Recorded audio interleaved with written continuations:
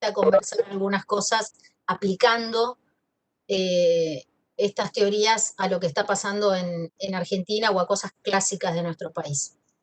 Bien, la teoría, una cosa más, antes de arrancar por cada una de las teorías. Otra concepción que es importante tener en cuenta, que es parte del enfoque, es que nosotros decimos que la riqueza se produce socialmente. Es decir, que todas las personas tienen capacidad de producir riqueza. Estamos llamando riqueza a los bienes, ¿sí? No a la acumulación, sino a los bienes. Eso sería como si dijera los capitales. Todas las personas producen, ¿sí? Capital, producen riquezas. Lo que hay en la sociedad es una apropiación desigual, ¿sí? De esa riqueza que está producida por todos. Entonces hay producción entre todos y apropiación sectorial. La desigualdad se da por la apropiación sectorial, ¿sí?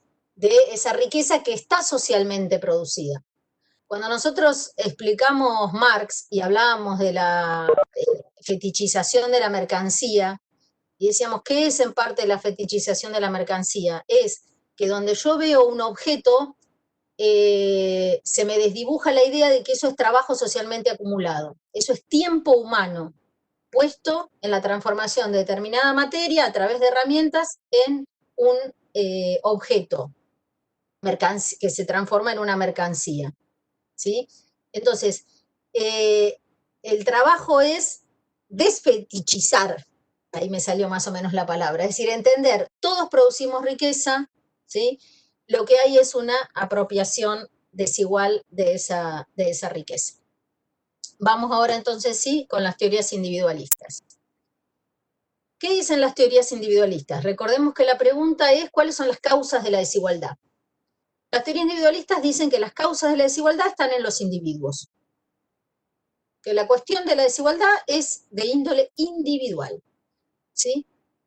Entonces, y lo interesante es que la mayor parte de los estudios, de muchos de los estudios que ustedes se van a encontrar leyendo en estas épocas, están parados en esta perspectiva. ¿Sí? Esta perspectiva tiene que ver, o estos análisis, en la idea de la igualdad de oportunidades, en la idea de que la sociedad fuera un plano, volviendo a la imagen de Bourdieu, pero que no tuviera todas esas profundidades y diferencias de capitales, sino que todos naciéramos en la misma situación y que va a depender de cada uno de nosotros, ¿sí? Cómo vamos a desarrollarnos, porque existe la libertad de cada uno de acceder a lo que necesite, y si no accede, tiene que ver con sus imposibilidades o sus incapacidades. ¿Sí? Entonces, Reigadas va a decir, bueno, hay toda una serie de críticas, después las vamos a hacer, a las teorías individualistas, pero hay elementos de las teorías individualistas que son certeros, que sirven para pensar y que los vamos a recuperar, ¿sí? Una primera noción es que existe algo que se llama capacidad individual, ¿sí? Pero que es la capacidad que tiene cada gente de apropiarse de una porción de la riqueza que se produce en la sociedad. Pero que esa capacidad de apropiarse de la riqueza socialmente producida no depende solo de él, depende de muchos factores, ¿sí? Esos muchos factores, algunos son estructurales, algunos son interaccionales y algunos son también individuales. Vamos a centrarnos ahora en eso. Él dice que esos aspectos individuales hay de dos tipos, internos y externos, ¿sí? Empiezo por los internos, que es el más clásico, ¿sí? Que es la propia capacidad de trabajo. La capacidad de conocer, la capacidad de ser creativos, la inteligencia de cada uno, ¿sí? Ahora, dice Reigadas, perfecto, eso es así, existe una capacidad individual de trabajo, conocimiento, etc. Ahora, esa capacidad interiorizada es producto también de una historia que ha sido desigual, ¿sí?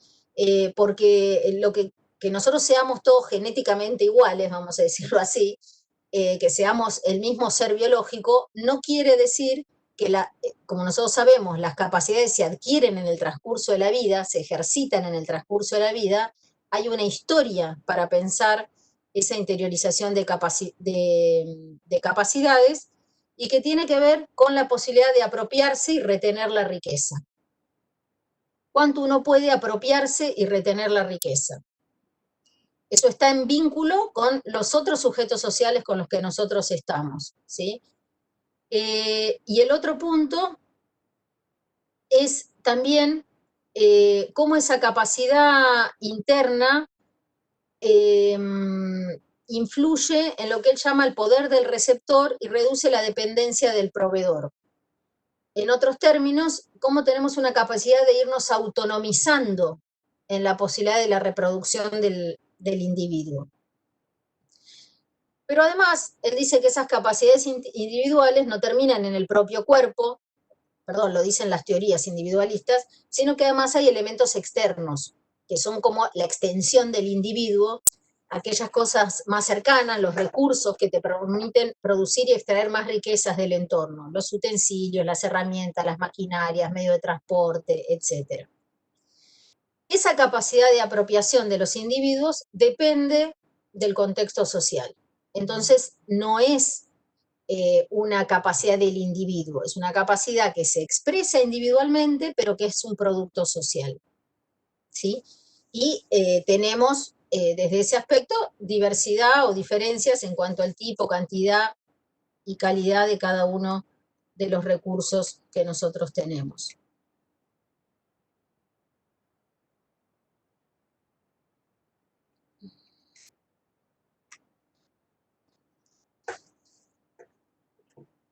¿Qué elementos también vamos a destacar de la cuestión de las teorías individualistas? ¿Sí? Él dice, el análisis de las diferentes capacidades de los individuos arroja luz sobre un aspecto de la desigualdad porque logra responder algunas preguntas como qué características de los sujetos inciden en la apropiación diferencial de bienes valorados, cuáles son factores relevantes que hacen que unas personas puedan tener acceso a mayores riquezas que otras en un contexto social determinado. Es una importante contribución. Pero vamos a ver algunos inconvenientes. El primero, y que ya lo dije explicando los puntos anteriores, es que los atributos individuales tienen origen social. ¿Sí? Las capacidades personales, aunque tienen un componente genético, son resultado de procesos históricos y su adquisición no depende solo del esfuerzo o la tenacidad de las personas, sino también de las condiciones y procesos colectivos. Esto es absolutamente coincidente con el concepto de hombre que a nosotros nos enseñan en la carrera en antropología desde el curso de ingreso, ¿sí? Eso de la unidad biopsicosocial, eso quiere decir esto, ¿sí? Quiere decir entender que cuando uno analiza, por ejemplo, las desigualdades, tiene que recordar que además de bio y psico, hay social, ¿sí? Hay un contexto que hace a ese atributo individual. La otra limitación o la otra observación que le podemos hacer a las teorías es que las capacidades individuales también son sociales en su ejercicio, no solo en su composición, ya que están sujetas a procesos de valoración colectiva porque no existen criterios universales sobre qué es la capacidad de trabajar, qué es el conocimiento valorado o cuáles son los mejores atributos físicos para merecer recompensas. Y esto se puede ejemplificar bastante sencillamente, va a estar de nuevo en el videíto que prometo, pero ¿qué es lo que se considera una buena presencia? ¿Sí? Para ocupar posiciones. Esa buena presencia o esos modelos de cuerpo, cuál es el modelo hegemónico del color de piel, del pelo, etcétera, etcétera, está construido, bien lo sabemos nosotros, en un largo proceso colonial y cultural. El otro elemento es que esa idea de que hay individuos que sí son ellos los que van a tener la capacidad y que el ambiente está todo a punto caramelo para que cada uno, digamos, agarre lo que quiera, para decirlo así, y estaría todo disponible, eso no funciona de esa manera, ¿sí? El ambiente del que se va a extraer la riqueza no es un medio natural intocado. Lejos de eso, la riqueza se obtiene de un entorno que es producto de la historia de muchos sectores, de disputas, de masa de conocimientos acumulados, de recursos institucionales que son resultado del esfuerzo colectivo, etc. ¿Sí? Por eso insiste en que la perspectiva individualista equivale a ver la sociedad como un mero agregado de pequeños productores aislados, y sabemos que no funciona de esa manera. Para dar un ejemplo en el ámbito educativo, particularmente en relación a esta limitación, puede servirnos el incremento de los estudiantes universitarios una vez que se abren universidades más cerca de sus casas. Porque uno podría decir, ¿por qué si la posibilidad de acceder a la universidad era igual para todos, ¿sí? ¿Cómo es que alguna gente iba y no iba? ¿Sí? Claramente, lo que se sabe es que eso no funciona de esa manera, y que si uno dota al territorio de mayores instituciones educativas, se incrementa el acceso a las instituciones educativas, ¿sí? Porque la capacidad del individuo estaba desde antes, no era una capacidad individual no acceder, ¿sí? Una incapacidad individual no acceder a la educación, era una cuestión del entorno, del contexto, del ambiente, como le quieran llamar. Bien, otra limitación, ¿sí? Es que la perspectiva individualista se queda en la explicación sobre la apropiación, pero no logra explicar la expropiación. Es decir, deja por fuera, explica lo que decíamos antes, algunos elementos de cómo cada uno logra apropiarse de porciones o proporciones de riqueza. Pero lo que no explica la teoría individualista, porque no va más atrás desde el día que uno nació como individuo, ¿sí? Es el proceso histórico de expropiación, es decir, el proceso de explotación y acaparamiento de oportunidades. Acaparamiento de oportunidades es otro concepto relevante en los estudios de desigualdad, ¿sí? Que tiene que ver con desigualdades de magnitudes mucho, mucho mayores. Bien, vuelvo ahí, no sabía si estaba puesto el ejemplo. Hay una expropiación que solemos dar como, voy a dar el ejemplo de la expropiación de las tierras de nuestro país, ¿sí? Y acá cuando hablo de expropiación no estoy pensando en Vicentín, ¿sí? Eso no sería una expropiación, eso sería una devolución. La expropiación me estoy refiriendo en términos históricos a el robo realizado a los pueblos originarios. O si quieren decirlo en otros términos, ¿sí? A el proceso colonial, la explotación que continúa hasta los días de hoy, de cómo hay sectores económicos de alguna parte del mundo, a veces son nacionales, a veces son externos, a veces son alianzas, que logran hacer un despojo de riqueza a un sector nacional, a otro sector de la nación. Digo despojo porque no hay nada a cambio, es decir, las tierras eran propiedades de los que las habitaban, llega la colonización y dice ahora son mías, crea un orden jurídico para legitimar ese proceso, y a partir de eso, ¿sí?, se genera una desigualdad estructural de base en el uso y la posibilidad de la apropiación de la riqueza del entorno, porque el otro acaba de decir que ahora esto es mío y el otro queda fuera de eso. Bueno, uno nace en un territorio que acumula muchos de esos despojos, ¿sí?, diferentes, y que entonces hacen a la crítica que podemos hacer, que no es el individuo suelto solamente la explicación, que hay que mirar otras cosas. Vamos entonces al segundo grupo de teorías.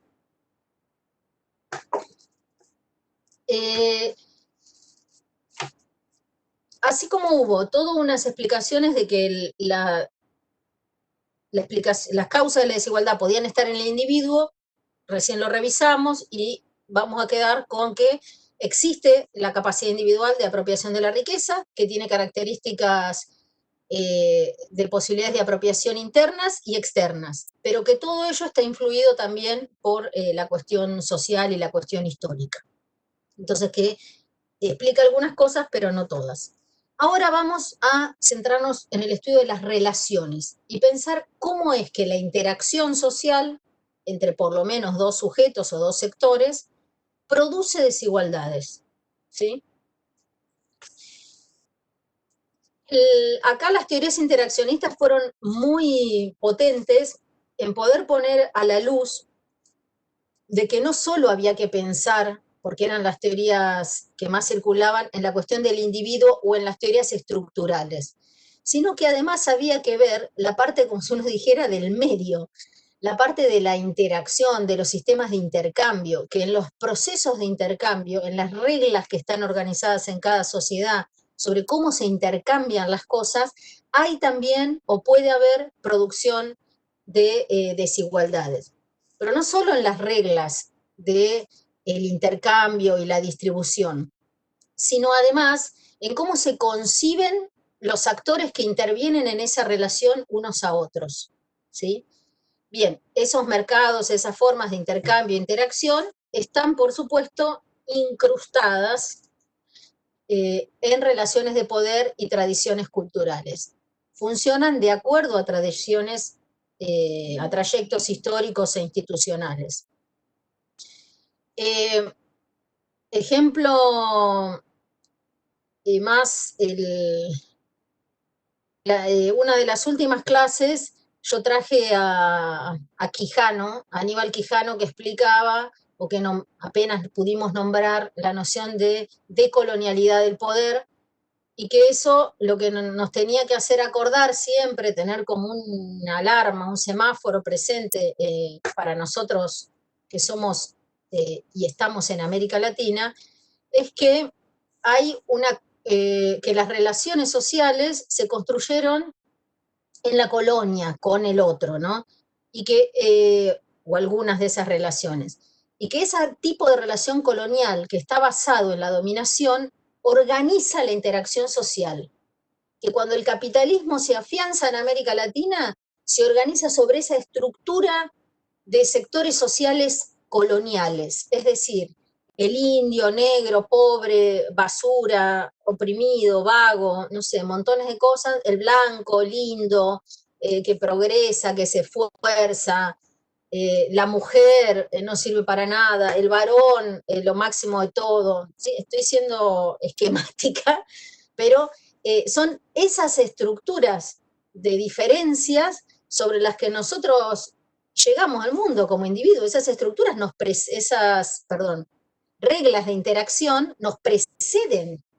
Y entonces, lo que yo porte, ¿sí? Lo que yo exprese como individuo por mi fenotipo, por mi familia, por mis estéticas, por mi manera de comer o los tipos de comida, etcétera, tienen una valoración social. Y esa valoración social, positiva o negativa, que me trasciende como individuo, que yo soy producto de eso, ¿sí? También, opera en las relaciones que los demás establecen conmigo y opera en las relaciones que yo establezco con los demás. Porque yo también, obviamente, creo cosas de todos los demás y los ubico a todos en un mundo moral que me armo, ¿sí? Para la vida cotidiana, y a partir de eso hago mi relación con el otro. Entonces, todo lo que tiene que ver con los procesos de estigmatización, racismo, xenofobia, toda la, la creación de otros posibles de exterminar, matar, que no vivan, que no nos importan, etcétera, etcétera, etcétera, es parte de lo que nos deja ver las teorías interaccionistas, ¿sí? Como nos deja ver la otra contraparte, que es toda la creación y generación de supremacías, de cómo aparecen, vamos a decirlo así, sujetos, sectores sociales que se empoderan en ser los mejores y los únicos que valen la pena. Y eso que a veces se ve caricaturescamente en algunos personajes mediáticos o en algunos trágicos momentos de la historia, como si pensamos en el nazismo o el terrorismo de Estado en Argentina, además de esas cosas como gigantes, eso pasa en cada una de las relaciones que nosotros estamos, adentro del almacén, en el supermercado, en la escuela, en la facultad, ¿sí? Hay toda una posibilidad de que la relación social que armemos con alguien sea una relación que potencia la desigualdad o que va a intentar achicar la brecha de desigualdad que existiera entre esos dos sectores o sujetos sociales, ¿sí? Entonces, la relación de desigualdad no se produce solamente en el momento de la producción de la riqueza o la apropiación de la riqueza. Se produce también en el momento de la distribución de la riqueza. Sí, podría decirlo así. Acá está mejor dicho. La desigualdad se reproduce en las relaciones sociales.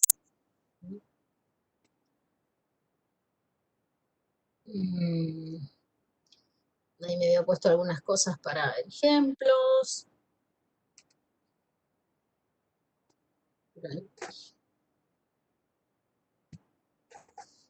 Bien. Una de las formas de otros conceptos que nos dan las teorías interaccionistas para entender esto es la existencia de desigualdades categoriales, que yo en los ejemplos que di recién ya usé algunas. Varón, mujer son dos categorías, blanco, negro son categorías, o blanco, negro, marrón, mestizo, amarillo, no sé, las nominaciones que nosotros querramos. Y por eso también el espacio de la interacción para la antropología es tan relevante en el estudio de la desigualdad, porque como una de nuestras experticias es estudiar sistemas de categorías, es decir, modos en que las personas clasifican el mundo, porque creemos que con esas clasificaciones del mundo organizan sus prácticas, organizan su vida y la relación con los demás, eso es justamente lo que enfoca la teoría interaccionista, ¿sí? Cómo son esos sistemas de categorías y cómo operan en la reproducción de las desigualdades. Entran en juego entonces, como decía antes, todas las creencias y actitudes discriminatorias.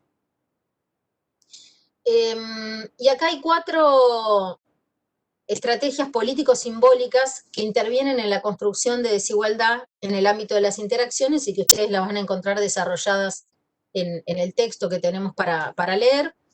La primera es la idea de la positividad y sobrevaloración, es a lo que yo hacía referencia antes con la generación de supremacías, ¿sí? Cómo trabajar en una estrategia político-simbólica para generar imagen positiva sobre alguien o sobre algunos, ¿sí? Y que entonces todo lo que esas personas hacen está bien y está valorado positivamente.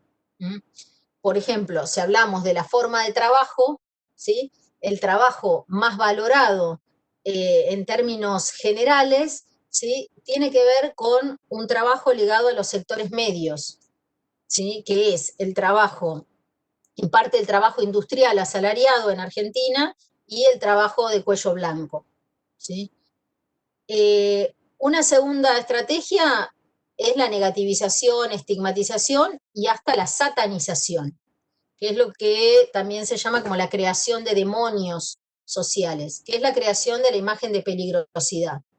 Muy característico de aplicación para los sectores juveniles, sobre todo varones y pobres, y para los sectores pobres en general, a veces para algunos grupos políticos, ¿sí? Entonces se opera toda un proceso de estigmatización sobre esos sectores y todo lo que ese grupo realice va a estar subvalorado, ¿sí? Y negativizado. Estas dos cosas, la positividad y la negativización, ¿sí? Operan en la creación de distancias sociales o fronteras sociales que muchas veces se tornan normas, a veces escritas y la gran mayoría de las veces no escritas, ¿sí? Que tiene que, para ejemplificarlo, lo ejemplifico en 2 cosas. Una, esta idea de cómo te miran. Todas las personas tenemos una percepción de cómo nos miran los demás. ¿sí? Las personas que están negativizadas perciben que los demás los miran de manera negativa o que los demás los miran con odio o que los demás los miran con miedo, ¿sí? Eso opera como frontera para que el otro luego no quiera acceder, no quiera ir o quiera ir y hiper extremar su posición satánica, entonces va y rompe todo, ¿sí? Para hacer honor, vamos a decirlo así, a esa imagen socialmente producida. Se ve claramente en el desprecio que se produce en muchas de las oficinas de atención. Y acá, para no ejemplificar con los sectores pobres, digamos, y el acceso, podríamos pensar en cuando ustedes van a hacer trámites a las distintas oficinas de la facultad, ¿sí? Uno podría intentar ver ahí si hay algún tipo de distancia social, si se siente que el otro te trata como alguien de menor jerarquía, que tiene una valoración menor o que tiene algunas incapacidades o que nunca va a saber cómo hacer las cosas, ¿sí? Y todo eso opera reproduciendo la desigualdad, ¿sí? Una cosa que... Mariana, Sí, sí, capaz también me hace pensar un poco en un ejemplo que tiene que ver por ahí con la comunidad LGTBIQ+, ajá, eh, con esta también estigmatización y un poco también, por ejemplo, que yo he estado viendo que ha sucedido hace un tiempo, es el tema, por ejemplo, del vínculo de la comunidad LGTBI con el tema de abusos y otros movimientos que son para abusos de menores, como la pedofilia. ujú, Como que he estado viendo, por ejemplo, que se ha estado dando todo un movimiento a través de las redes sociales, donde hay como una bandera, ¿viste? Que es como de este movimiento de pedofilia, y como que la asimilan con la bandera del orgullo o la bandera trans, y se ha generado todo también así un espacio de, como de división y que, bueno, que para mí cae un poco con esto que estás comentando tú, ¿no? Como de presentar ciertos sectores y a la ujú, vez agregar cosas que por ahí no son desde el mismo sector, pero ujú. generan un poco esto que estás comentando. No sé si va al ejemplo, me hizo pensar un poco de eso. Sí, sí, ese ejemplo está bueno. Y van, si uno se detiene, toma un rato, uno va a encontrar en su propia vida muchas de estas cosas. A veces a uno le va a haber tocado estar en el lugar de la positividad y a veces le puede haber tocado estar en el lugar de la negativización. Y uno puede ver en la trayectoria que si uno estuvo mayormente en posiciones de positividad, es muy probable que uno pertenezca a un sector privilegiado. Privilegiado no porque sea rico necesariamente, ¿sí? Sino privilegiado en el sentido de que es parte de un sector social que porta la valoración positiva que logró instalarse como positiva, ¿sí? Porque por supuesto no es positiva como esencia, es una disputa de poder, ¿sí?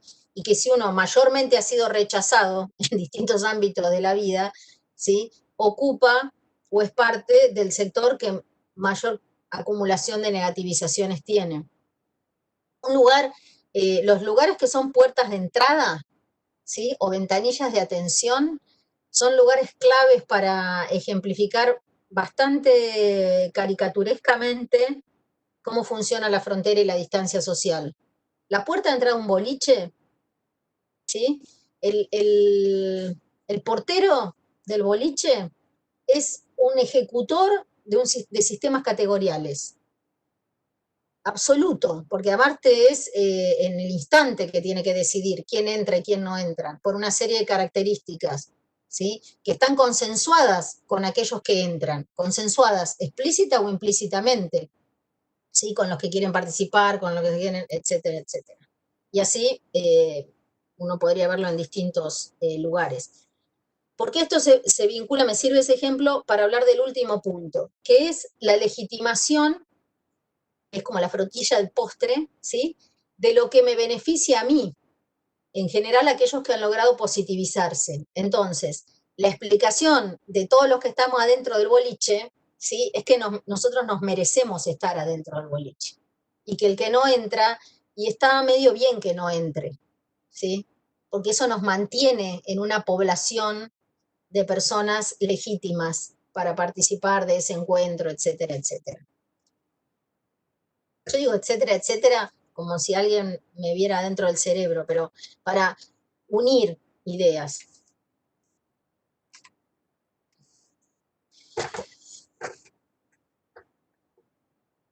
Acá hay un punto que en estos días en Argentina, los que estamos debatiendo acerca de la creación de nuevas políticas sociales, todo el debate que está habiendo en torno a la creación del ingreso básico universal y a varias cuestiones más que tienen que ver con el papel del Estado en tanto posición que puede incidir en las condiciones de igualdad o desigualdad, es esta pregunta de ¿cuánta es la desigualdad que tolera una sociedad?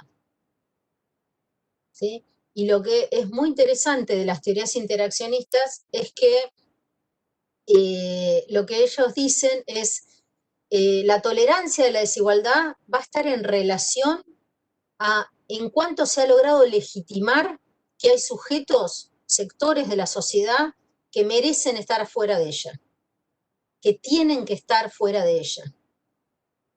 La única posibilidad de tolerar las condiciones de desigualdad, lo digo en otras palabras, es considerar que hay sujetos en nuestra comunidad que no tendrían que ser parte de nuestra comunidad. Y que por eso habilito que dejen de existir. Dejen de existir en una forma extrema, que podría ser grupos paramilitares que los van a asesinar, ¿sí? O gatillo fácil, ¿sí? O que no tengan para comer, o que no tengan dónde atenderse con el coronavirus y mueran, ¿sí? No me importan, no son parte, ¿sí? Ese es hasta dónde una pregunta que tenemos que tener siempre presente, y por eso es tan importante la batalla simbólica en relación a la construcción de negativos y positivos, ¿sí? Porque ese océano de significados es lo que permite que naveguen, vamos a decirlo, estoy con esa metáfora, ¿sí? Sociedades absolutamente desiguales.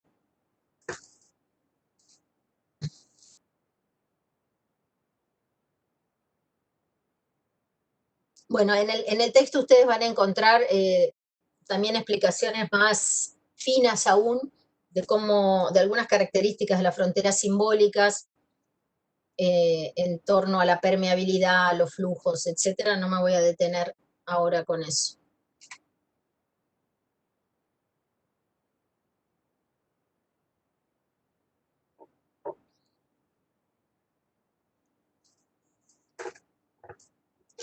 En esta lámina se cruzan elementos que veíamos del análisis de la capacidad individual con los aportes que hacen las teorías interaccionistas, ¿sí?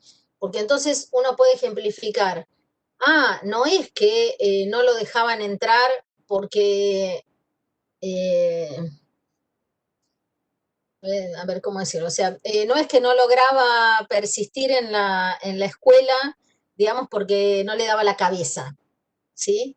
Sino que en la escuela ese pibe era tomado por todos los demás como objeto de burla, no sé, la escuela no quería que ese pibe estuviera en ese lugar, no sé si alguno tiene algún otro ejemplo para pensar este cruce, es decir, se evidencia cómo las fronteras sociales y la cuestión de la interacción hacen, y además hacen históricamente, porque esto proviene, como decíamos antes, del colonialismo, etcétera, a lo que después se dice que es una capacidad individual y que nosotros podemos ver que no es una capacidad individual, ¿sí?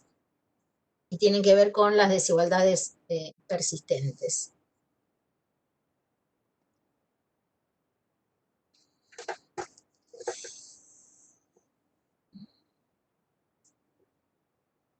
También las teorías de la interacción, pensando en los campos de interacción, nos habla de cadenas de dependencia, acaparamientos de recursos. Hay muchos dispositivos que van a explicar los autores de cómo funciona la reproducción o la producción de la desigualdad en el nivel de la interacción social. Para dar un ejemplo, el capital social. El capital social, como nosotros vimos, tiene que ver con, por ejemplo, las redes de contactos, ¿sí? Entonces, está estudiado, por ejemplo, que el primer trabajo de las personas, de algún sector de personas, tiene que ver muchas veces con conocidos, que así se consiguen los primeros trabajos, no por búsquedas de otro tipo. Eso tiene que ver con las relaciones sociales, con el capital social de cada uno. Según sea el contexto de relaciones sociales, van a ser también los tipos de trabajo que se consiguen. Entonces no es que el pibe del fondo del barrio no consiguió trabajo en el Ministerio de Educación. Lo que pasa es que no tiene la tía que era funcionaria del Ministerio de Educación y le consiguió un lugar en el ministerio, o la madre que trabaja en el juzgado y por lo tanto, después de que hizo el curso y el examen, habló con 3 jueces y no sé cuánto más para que lo pidieran y siguiera formando parte de la familia judicial. ¿Sí? Eso es la expresión de la desigualdad por la interacción social.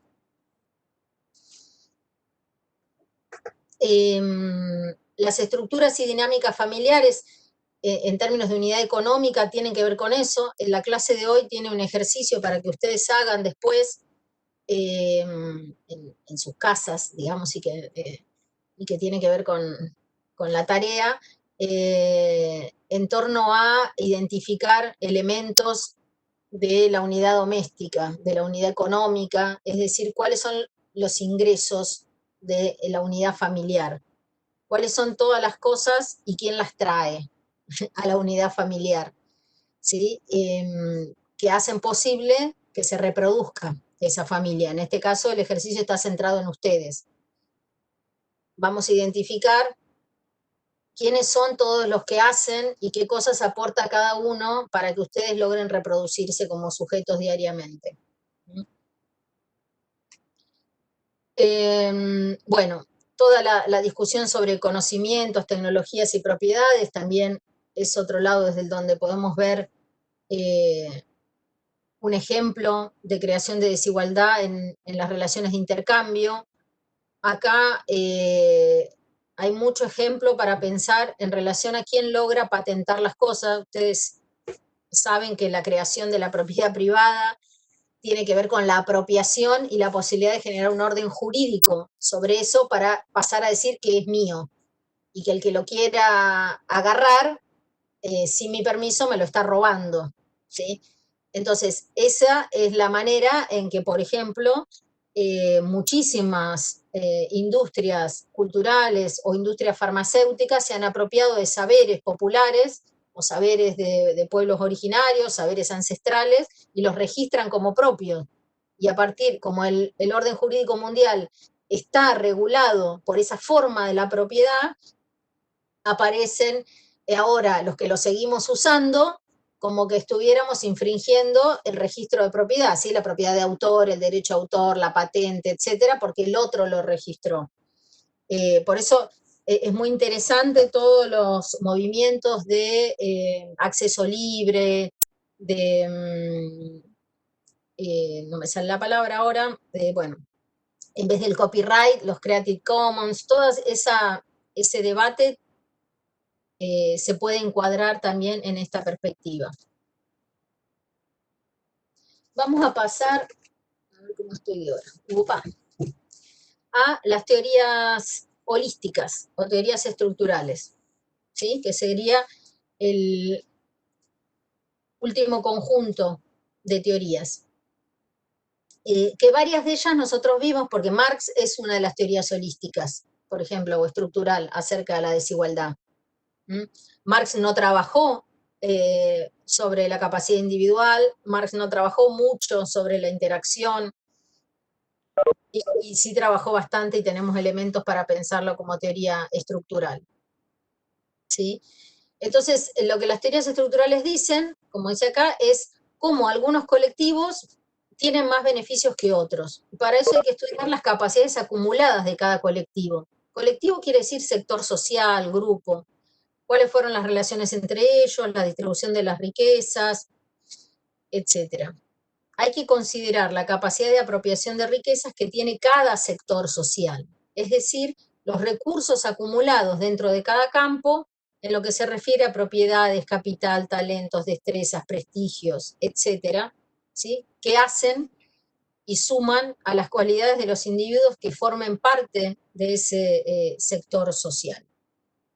Y que no solo importan la cantidad de elementos, sino además cómo se coordinan y cooperan los distintos sectores sociales entre sí.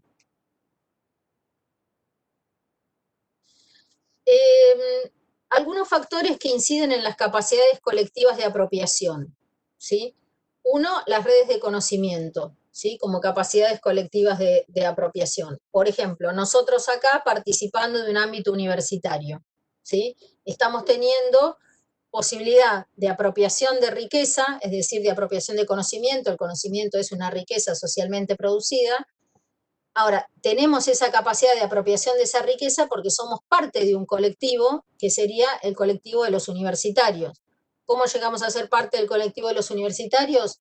Por una serie de condiciones sociales también que tienen que ver con nuestros núcleos familiares, nuestros sectores sociales, etcétera. Y también con la capacidad individual. ¿Sí? Van a ver en el texto después varias de estas características, ¿sí? La diferencia que hay entre las economías de escala y cómo eso incide en la posibilidad de apropiación, es decir, la posibilidad de apropiación colectivamente no es la misma de una red más pequeña de personas o de un sector numéricamente también más chico que de los grandes sectores y las grandes economías de escala. Todas las empresas transnacionales, la forma global del capital, ¿sí? Tiene una capacidad de apropiación mucho mayor, ¿sí? Que las economías locales, para ponerlo en otras palabras. ¿Sí?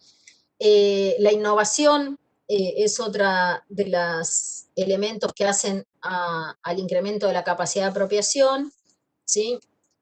La calidad del servicio prestado, densidad organizativa, la eficacia simbólica que tiene ese bien, ese recurso, ¿sí?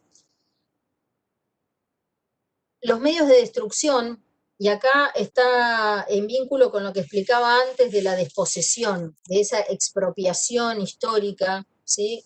Vuelve sobre ese punto. Eso es parte también que visibiliza las teorías estructurales, demostrar cómo se dieron históricamente esas acumulaciones por desposesión.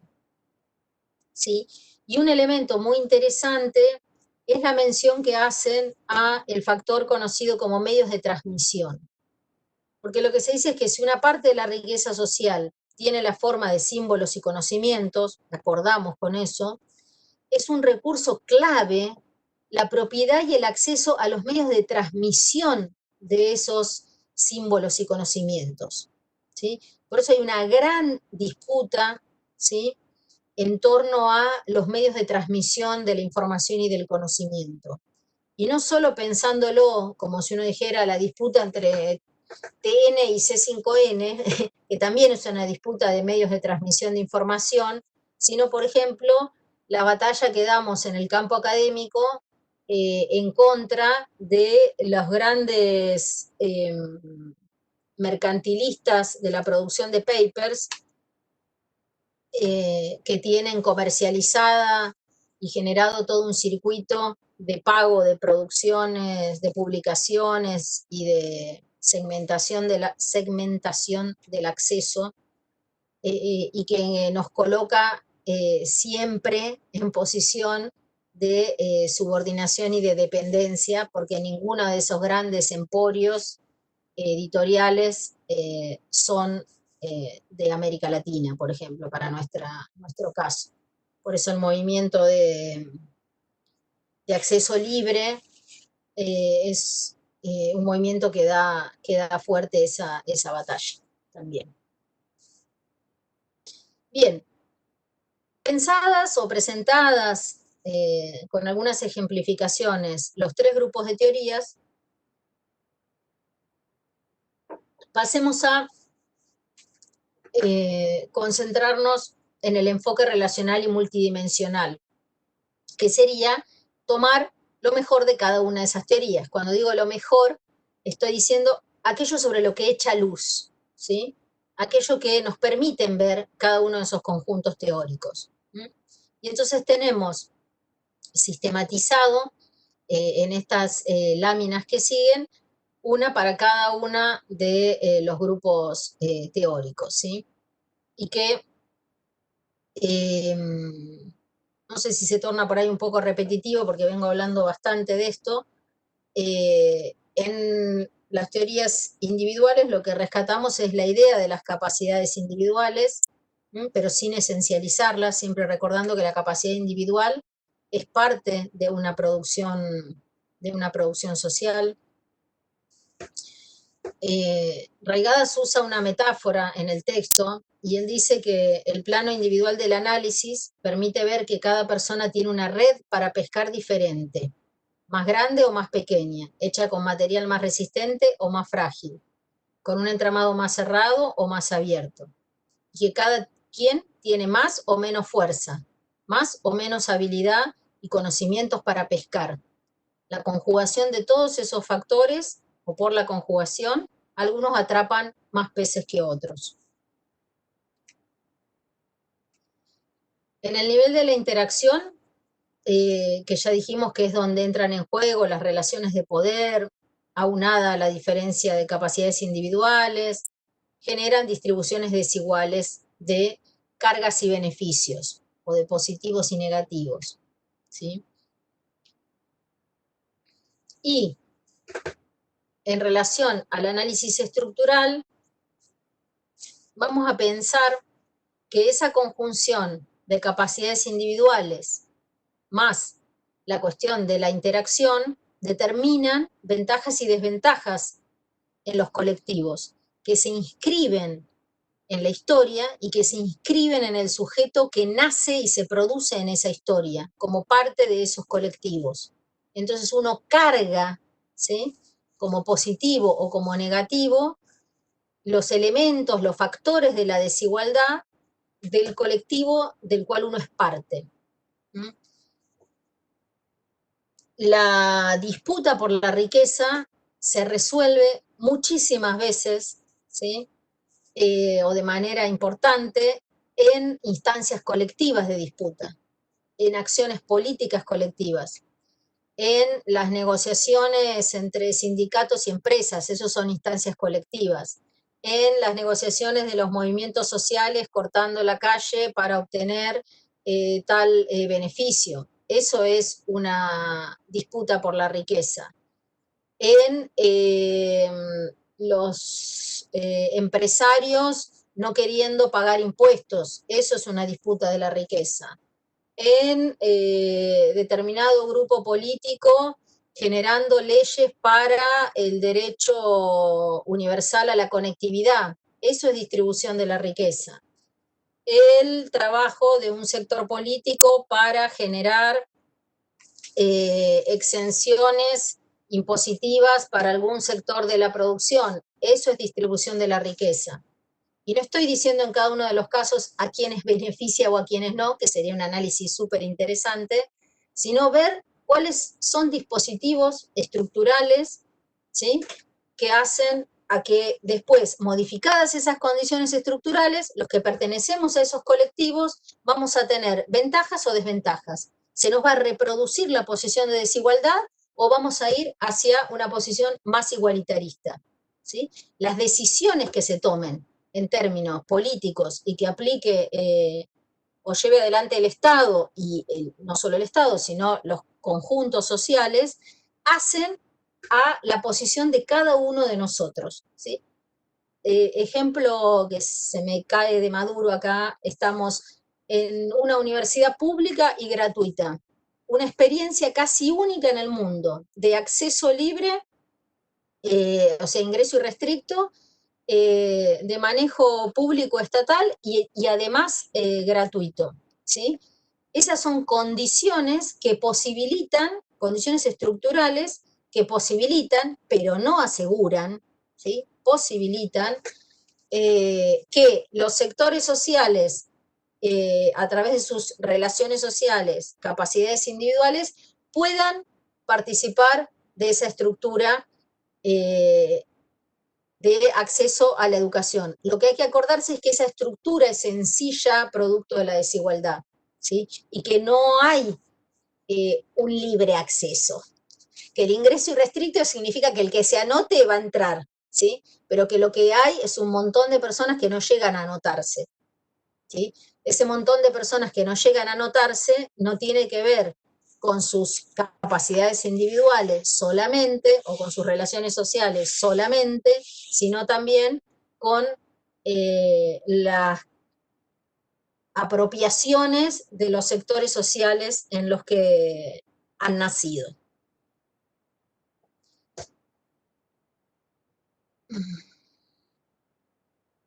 Una de las críticas fuertes que se le hicieron históricamente o que le seguimos haciendo a las teorías estructurales cuando se usan solas, ¿sí?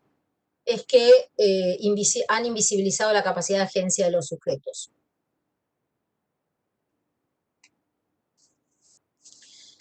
Entonces, ¿cuál es la propuesta? Decíamos, tomar los tres elementos, ¿sí? Y a eso vamos a llamar, o las tres dimensiones, enfoque multidimensional.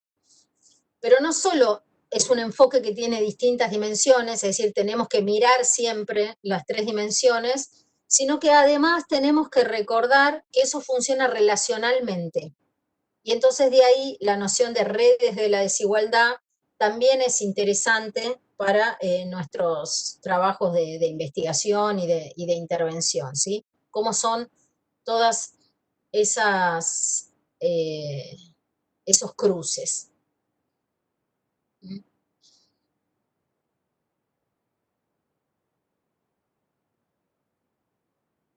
Hay otro lenguaje que aparece en el texto de Reigadas y que aparece muy claramente en el texto de Dubet, que si llegamos hacemos alguna mención al final, si no queda ahí para su lectura como complemento.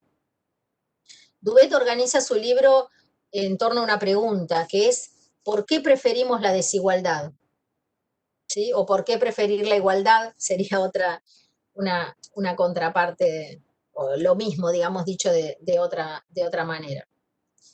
Y también, entonces, ahí esta otra forma de referirnos, ¿sí?, a la desigualdad, pero que viene en la misma línea interpretativa, es pensarla en torno a activos, a oportunidades y a resultados, ¿sí?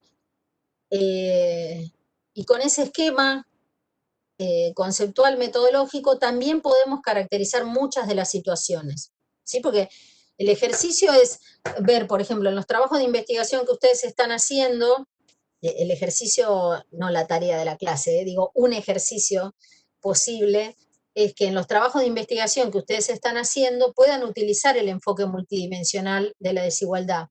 Quizás alguno decide concentrarse en el análisis de las desigualdades. Entonces tiene que recordar de hacer una caracterización sobre cómo funcionan las capacidades individuales o el nivel de la interacción o la cuestión estructural.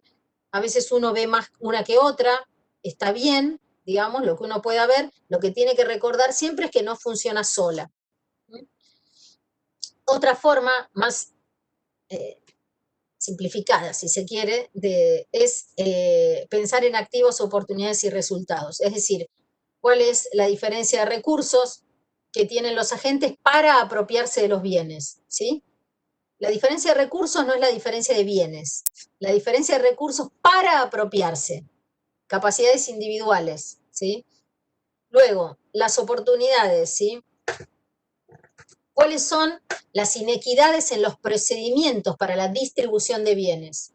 Y acá la conexión con las teorías interaccionistas, ¿sí? ¿Las oportunidades están para todos o hay procedimientos desiguales en distribución de oportunidades también?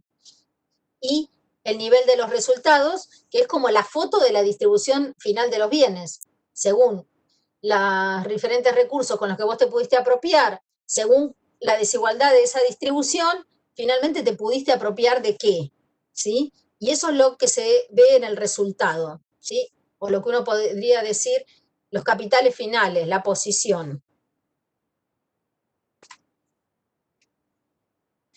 Y entonces, para ver eso, ¿sí?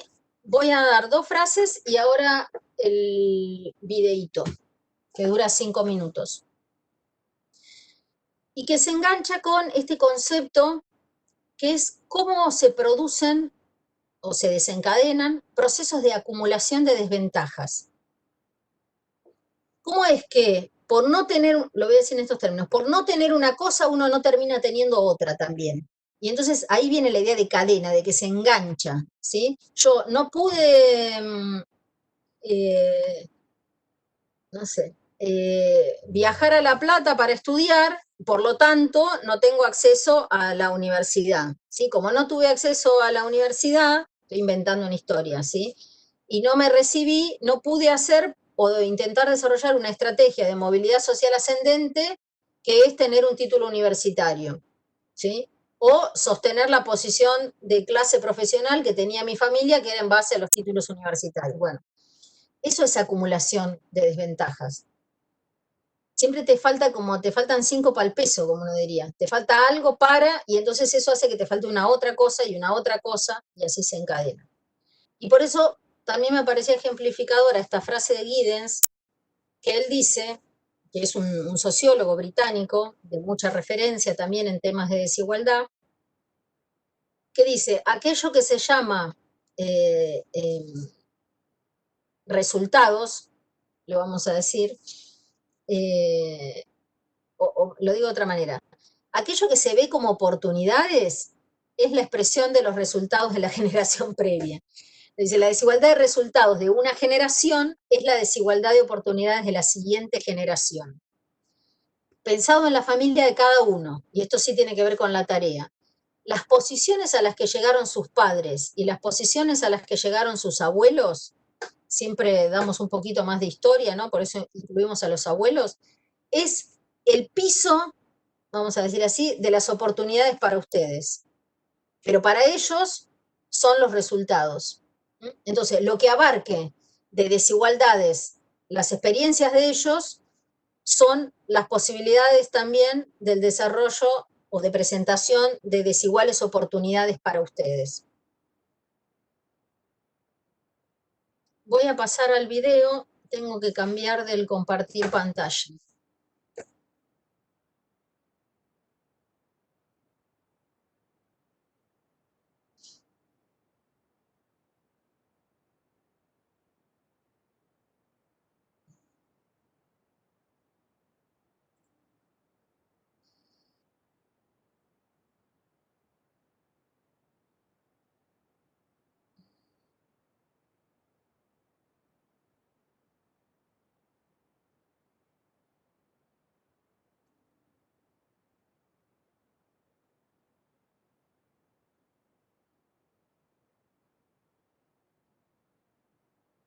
No estoy compartiendo, ¿verdad?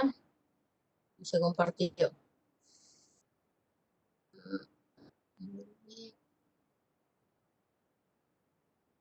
Ahí sí.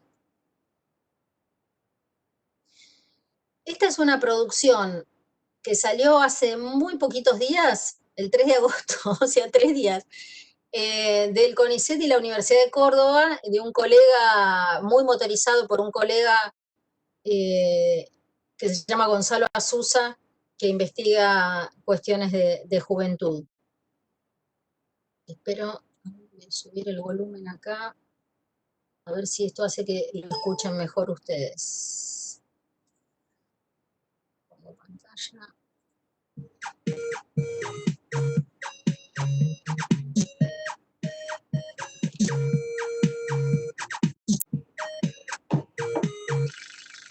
Conseguir un trabajo es menos sencillo de lo que parece, y más siendo joven. Esto pasa tanto en Argentina como en el resto del mundo.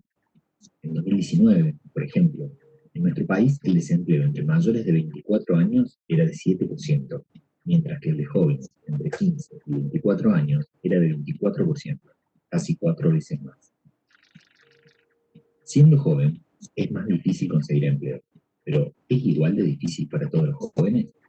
Dividamos la sociedad en 5 partes iguales de acuerdo a sus ingresos económicos. Cada parte es un quintil. El quintil 1 es la parte de la sociedad con menores ingresos, mientras que el quintil 5 es la parte de la sociedad con mayores ingresos. ¿Cómo son los recorridos de un joven del quintil 1 y uno del quintil 5 hasta llegar a un empleo? Se le dice salir a buscar trabajo, pero incluso antes de salir, la cosa ya es distinta entre ambos. En el quintil 5, 2 de cada 10 hogares poseen servicio de empleada doméstica, mientras que en el quintil 1 apenas llegan a 1 de cada 100 hogares. En el quintil 5, el 90% de los hogares tienen 3 integrantes o menos, mientras que en el quintil 1, el 73% tiene 4 integrantes o más. En el quintil 5, apenas el 13% de los hogares tiene presencia de niños menores de 15 años, mientras que en el quintil 1, el 79% tiene presencia de niños. La probabilidad de vivir en familias de menor tamaño y sin presencia de niños menores es mucho mayor en el quintil 5, y los recursos económicos ayudan a contratar servicio doméstico en caso de ser necesario. La probabilidad de vivir en familias numerosas, con gran carga de tareas domésticas y el cuidado de niños es mucho mayor en el quintil 1, por lo que, de ser mujer, es muy probable que la joven deba colaborar o hacerse cargo de muchas tareas del hogar. Antes de salir a buscar trabajo, la situación es ya muy distinta. En Argentina, la escuela secundaria es obligatoria por ley desde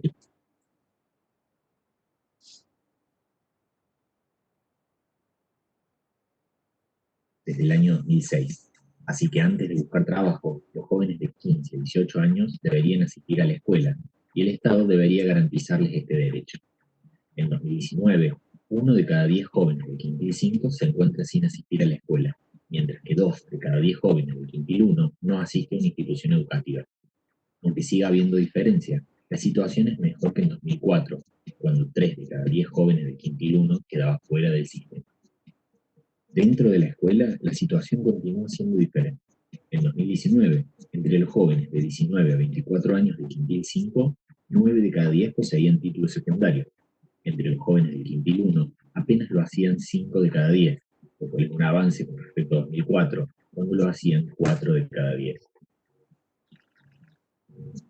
Al llegar al mercado de trabajo, estos jóvenes no son los mismos, y los resultados que obtienen tampoco.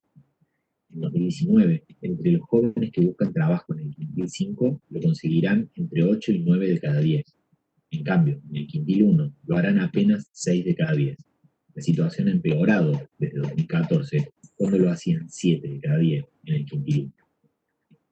A la falta de un título secundario, exigido hasta para los trabajos más descalificados, a la sobrecarga de trabajo doméstico y a las dificultades económicas, se suma la mirada despectiva de muchos seleccionadores de personal laboral, para quienes la forma de hablar, de vestir y de presentarse de los jóvenes en sectores populares nunca es lo suficientemente neutra, correcta y de muchas otras personas que los consideran peligrosos y problemáticos. Pero el mercado al que llegan, los que llegan, tampoco es el mismo. En 2019, entre los jóvenes del quintil 5 que tienen un trabajo, 8 de cada 10 trabajan en blanco, contra apenas 2 de cada 10 en el quintil 1. De los 8 restantes, si se enferman y faltan a trabajar, no cobran. Tampoco pueden ir al médico con la obra social del trabajo, porque no tienen. Tampoco tienen vacaciones ni aportes jubilatorios. Y si los despiden, no tienen derecho a una indemnización. Parece curioso que la gente siga diciendo que no trabajan porque no quieren, que buscan la explicación en el individuo, cuando a las claras, tanto los problemas como las soluciones están en el funcionamiento colectivo de la sociedad. Si se tratara de querer, la división y el contraste no sería así de tajante. Se trata de poder, se trata de desigualdad. En 2004, casi 6 de cada 10 jóvenes vio vulnerado alguno de sus derechos a la educación, la salud o el trabajo en la Argentina. En 2014, el número bajó a 5 de cada 10, pero en 2019 La situación empeoró tanto que casi 9 de cada 10 jóvenes sufrió la vulneración de al menos uno de estos derechos. Existe aquí un problema social, no de voluntad. No se resuelve motivando. Es un problema de brechas de acceso, de protecciones y seguridad. Y se empieza a resolver interviniendo para disminuir la desigualdad social. Un problema de derechos y condiciones sociales de vida, cuyo principal garante es el Estado.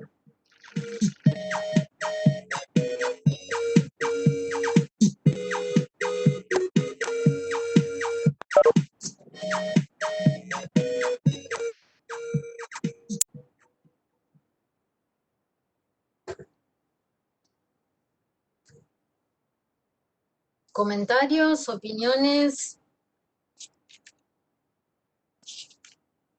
Un abrazo grande. Chao, Eladio. Chao, Mario. Muchas gracias. Algún día volveremos a tomar un café por ahí. Pero como no, con mucho.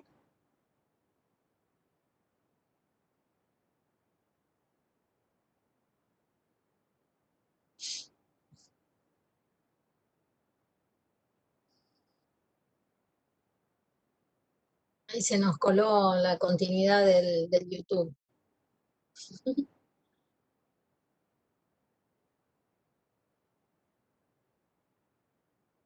¿Alguien quiere hacer alguna reflexión en torno al video?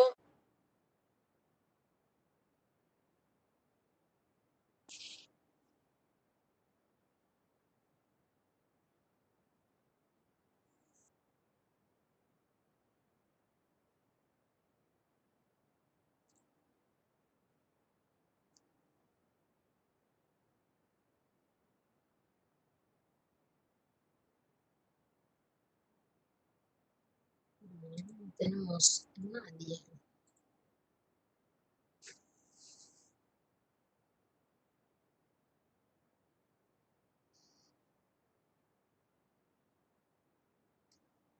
Bueno, sigo entonces compartiendo y les presento el último autor.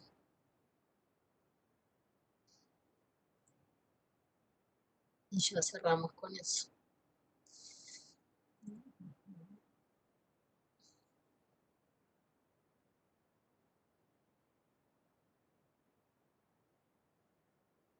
Ahí estamos de nuevo.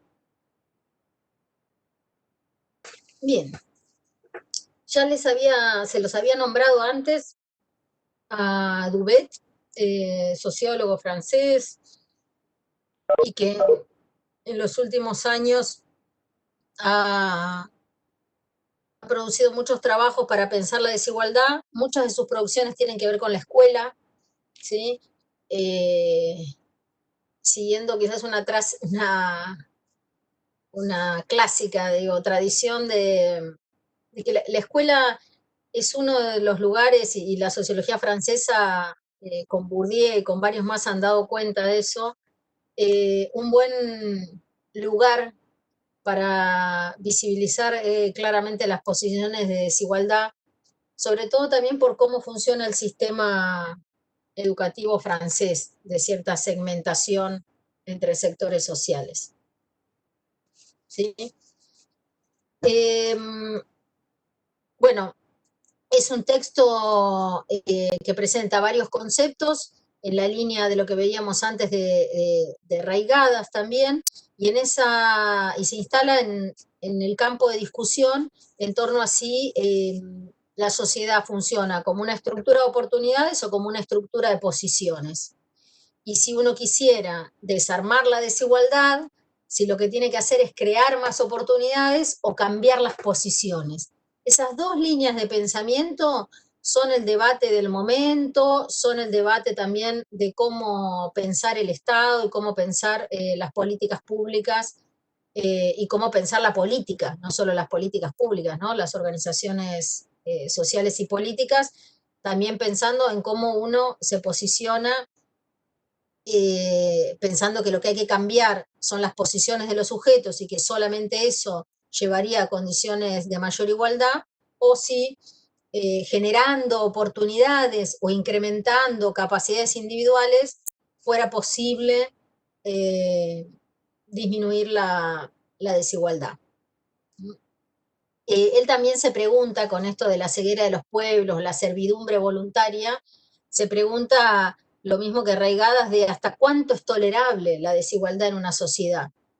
Él dice, ¿por qué las personas participan, que también ya se lo preguntaba Gramsci, ya lo vimos, voluntariamente, para decirlo de alguna manera, o votan a aquellos que producen las condiciones de desigualdad y reproducen las condiciones de desigualdad, ¿sí? Y ahí da cuenta de cómo la producción de desigualdades está incorporada en todas las interacciones sociales y genera sujetos que no visualizan el estado de estas condiciones de desigualdad. Y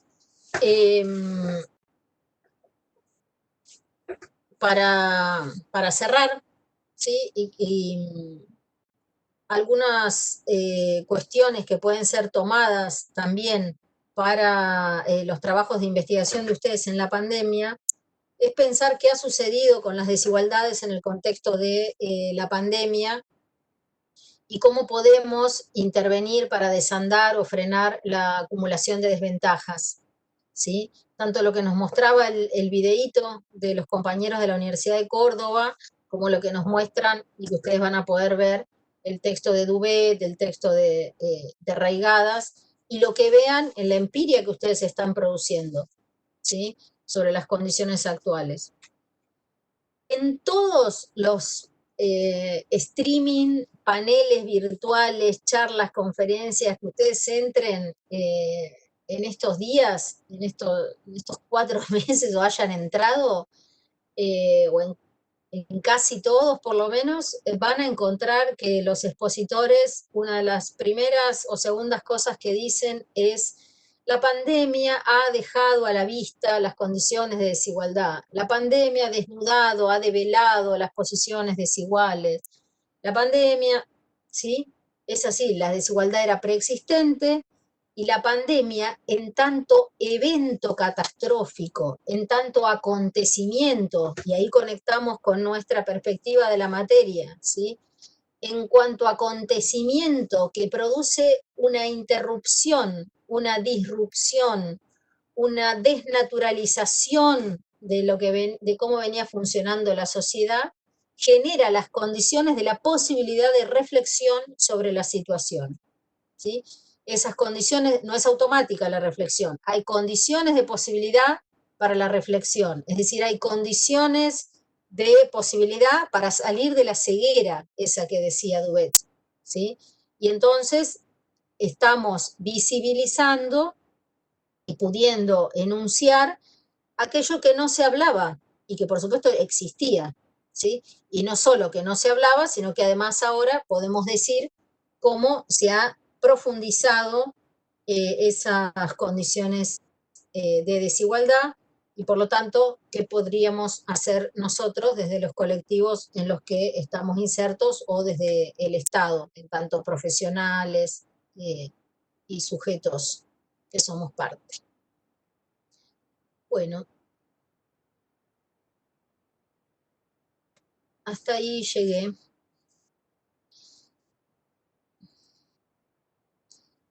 No sé si hay preguntas.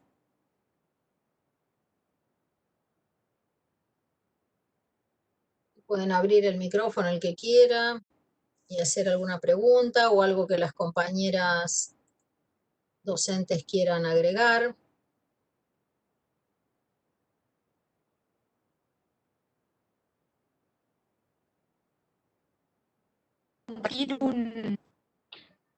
Hay un chat, hay algo en el chat. Sí, acá una compa pide permiso para hacer un anuncio de un colectivo que trabaja con personas en situación de calle. Dale, mira, Tocaya. Sí, yo sigo buscando cómo parar la grabación y no lo encuentro, así que va a quedar todo grabado. Hola compas, hola profes, ¿cómo están?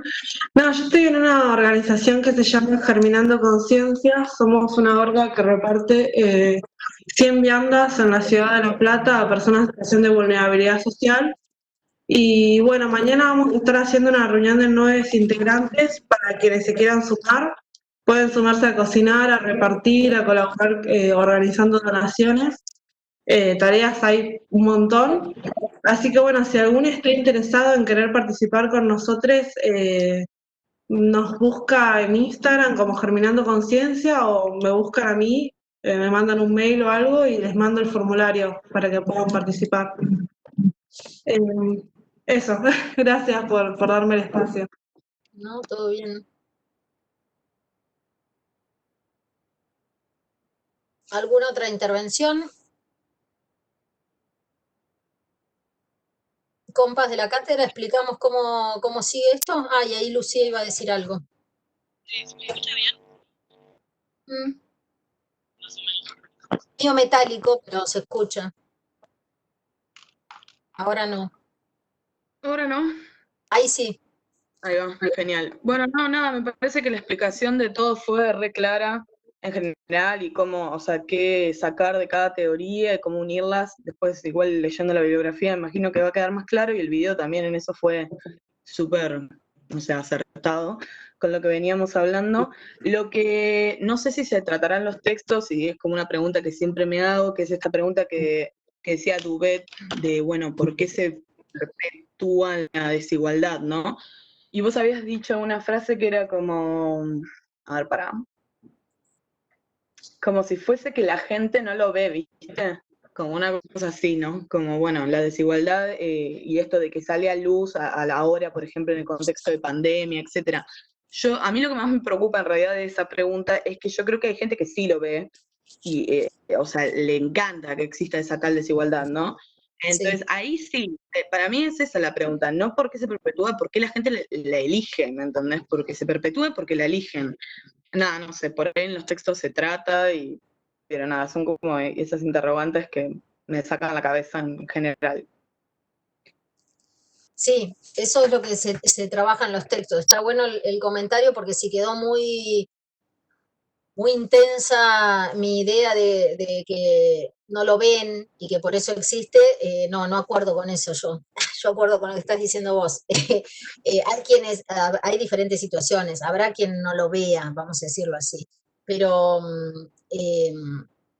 hay una experiencia de la desigualdad. Estés en la posición que estés, siempre tenés la experiencia de la posición y sabés en qué cosas entrás y en cuáles no entrás. Después con eso cada persona puede producir legitimaciones de la exclusión o batallas por la inclusión, pensando desde el que está adentro y también desde el que está afuera. O sea, esa es la gran disputa política, es una disputa de significados, de comprensión y es una disputa de derecho, ¿sí? De quienes tienen derecho a estar en las mismas condiciones que yo si mis condiciones son buenas, ¿sí? Y entender que las condiciones buenas en las que estoy yo, vamos a decirlo así, no son por mí, no son solamente por mí, ¿sí? Son producto de una historia, ¿sí? Familiar y de contextos económicos, políticos más generales. Entonces, la idea de que todo lo que yo tengo lo gané por mí sola, ¿sí? Es absolutamente falsa. Es importante trabajar en la reflexión sobre las relaciones de intercambio en las que uno participa y el grado de corresponsabilidad que uno tiene entonces en relación a eso. Por ejemplo, que yo sea universitaria no es por mí solamente. Yo estudié, sí, estudié. ¿Aprobé las materias? Sí, aprobé las materias. Pero, ¿sí? Tenía comida en mi casa todos los días. Pude por algunas épocas no trabajar y dedicarme a estudiar. Igual como tuve que trabajar, también tardé 9 años en hacer la carrera, ponele, ¿sí? Había un techo, pude terminar el secundario previamente. En mi casa había alguna experiencia universitaria, y entonces cuando yo hablaba de alguna de las cosas de la universidad, los demás sabían más o menos de qué se trataba, ¿sí? Me explicaban algunas cosas, todo eso hace parte. Y además, y lo fundamental, todo eso me lo pagó el resto de la sociedad. Entonces, yo, cuando me reciba, ¿sí? Tengo, en mi caso, como me recibí, la responsabilidad, pero eso tiene que ver con la posición ético-moral, ¿sí? De sentirme parte de esa sociedad y de ver cuál es mi manera en que yo participo de la redistribución, así como participé beneficiándome de la redistribución, ¿sí? Que hizo posible esta nueva posición. Entonces, es una disputa diaria y en todos los niveles, porque es muy, muy fuerte el proyecto ideológico de las teorías individualistas. Es muy fuerte. Entonces, los que no pensamos que así funcione la sociedad, tenemos que estar explicando todo el tiempo, mostrándolo con ejemplos, buscando esta estrategia que encontraron los compañeros de Córdoba para mostrar con un lenguaje que además puede ser afín a los pibes y las pibas, digamos, explicarte eso, ¿sí? Gonzalo Azusa es un colega que trabaja mucho sobre la idea de la construcción del negro vago. O sea, cómo se genera en Argentina esa idea de que los pobres son vagos y cómo se sostiene, ¿sí? Porque eso es un elemento legitimador de la desigualdad.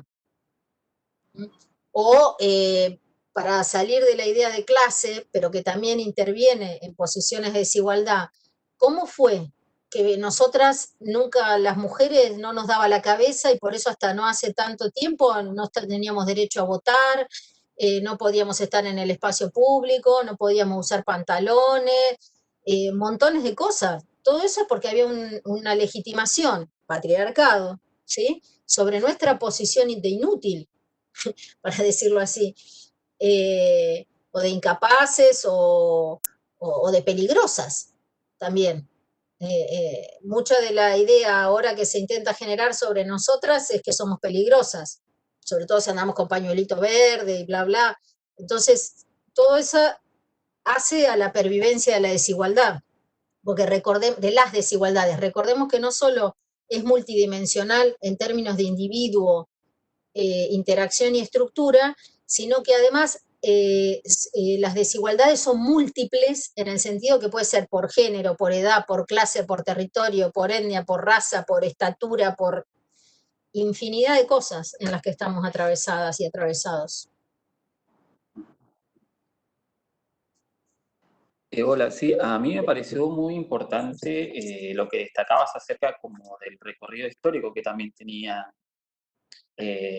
No sé, cuando comentabas un poco, yo recordaba, por ejemplo, algunos hechos así como políticos acerca, no sé, de las industrias ganaderas o avances territoriales, por ejemplo, que cuando comentabas un poco el recorrido histórico que hacía nuestra familia, yo no sé, recordaba, por ejemplo, cuando mi papá trabajaba en un sector y después de un tiempo para otro comenzó a trabajar en otro, que respondía a un hecho histórico, por ejemplo, de políticas de país que benefician a ciertos sectores empresariales y empujan a otros, y eso cómo nos va constituyendo a nosotros en ciertos sectores, me pareció muy importante el hecho histórico, ¿no? En esta configuración.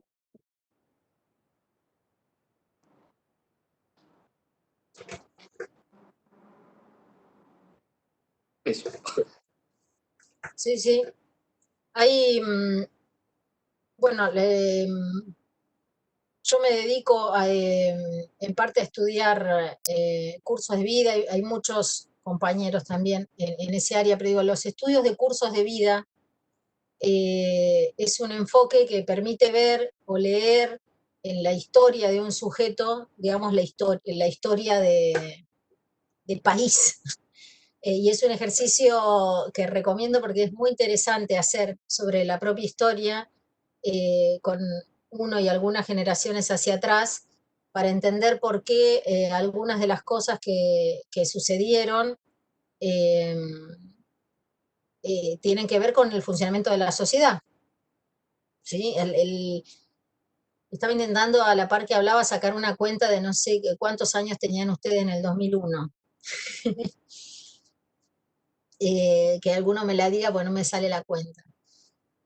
Pero digamos, si tienen el recuerdo de ese momento, ¿sí? ¿Qué es lo que recuerdan como chicos en ese momento de qué pasaba en las casas, qué le decían los adultos o no? O qué pasaba, digo por algunos cimbronazos, ¿no? De la Argentina, ese fue uno.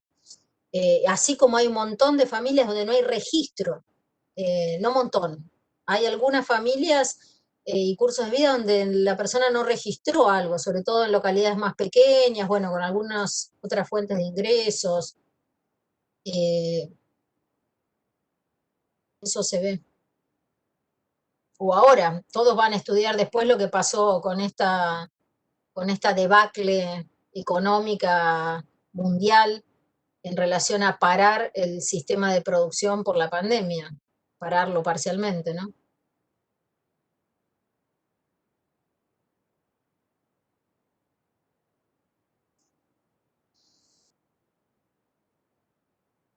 ¿Alguno más?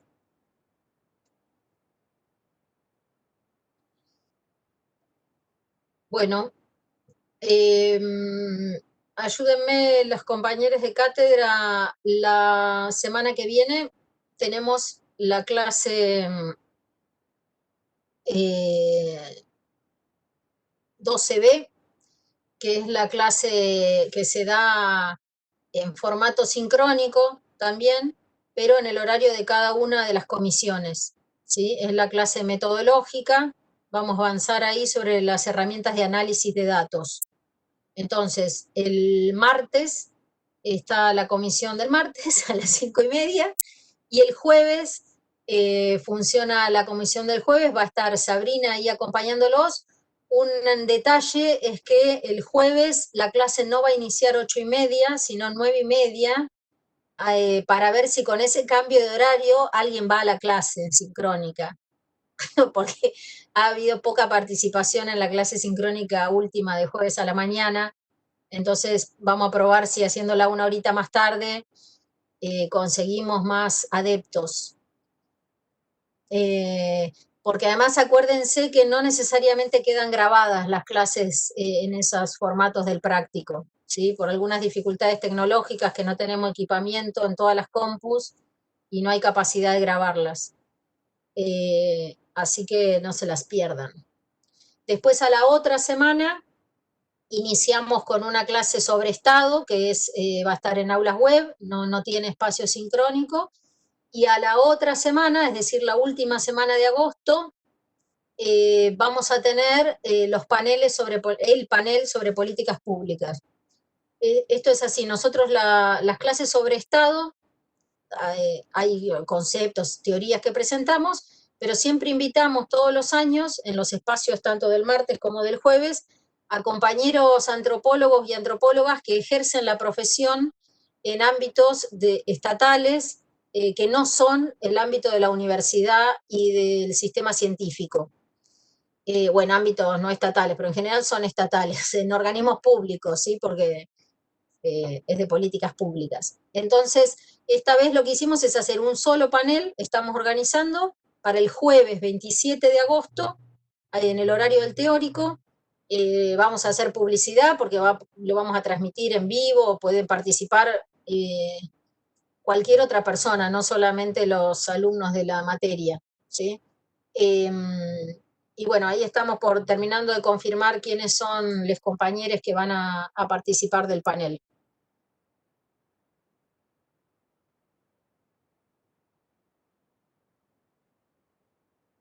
¿Me tengo que unir a otra clase? Sí, Sofía. Y ya acá terminamos. Sí. Son las...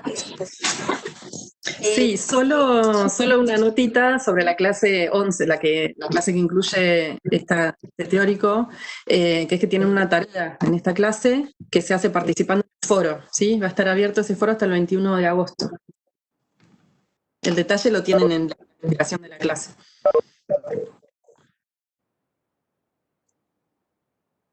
Bueno, los dejamos. Veo solo letras. Adiós. Chao.